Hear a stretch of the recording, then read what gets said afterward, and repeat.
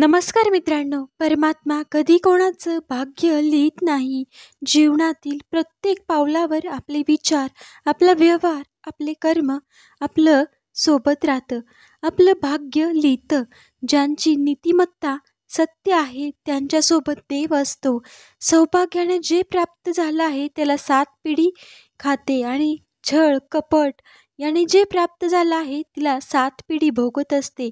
कर्म सांगतं जीवनात कधी कधी कष्टाचे दिवस काढावे लागतात. म्हणून नाही की तुम्ही वाईट आहात, कारण एवढ्यासाठी की तुम्हाला जाणीव नाही की तुम्ही चांगलं राहणं बंद करायला पाहिजे. गर्वाने डोकं वर करा. जिंकणारे तर मेडल पण मान झुकवूनच घेतात. पाऊस पडला आणि कानात गरमी एवढंच सांगून गेली की गरमी कोणाचीच कायम राहत नाही. मनापासून प्रामाणिक राहिला तर खूप कमी लोकांचे तुम्ही खास बनणार. आजकाल दुःखापेक्षा दुःखाच्या वेळी जवळचे पण साथ सोडतात, कारण आजकाल लोक व्यक्तीपेक्षा पैशाला जास्त महत्त्व देतात. तुमच्या निर्णयावर कधीच पश्चाताप करू नका, कारण प्रत्येक चूक तुम्हाला मजबूत बनवते. लोक हातातून हिसकावून घेऊ शकतात पण नशिबातून नाही. प्रेम फक्त ईश्वर आणि आपल्या कामावरती करा. दोन्ही कधीच तुम्हाला धोका देणार नाही. जेव्हा घरात धन कमी होतं तेव्हा सख्खे नातेवाईक पण बहिरे होतात.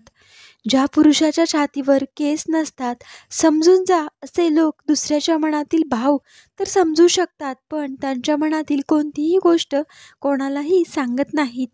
अशा लोकांवर विश्वास कमी ठेवावा. स्त्रीमधील एक कामुक भाव जाणून घ्यायचा असेल तर तिच्या बोलण्यावरती जास्त लक्ष द्या. चरित्रहीन महिलेच्या या 2 गोष्टी वाढतात. एक म्हणजे पैशासाठी तिचे भाव आणि दुसरं म्हणजे बाहेर पडल्यावर तिच्या अडचणी. मित्रांनो, व्हिडिओ आवडला तर नक्कीच लाईक, शेअर आणि सबस्क्राईब करायला विसरू नका. व्हिडिओ पूर्ण पाहिल्याबद्दल तुमचे मी मनापासून धन्यवाद करते. आणि हो, आपला चॅनल नवीन आहे तर तुम्ही असं सपोर्ट करत राहा ही विनंती करते.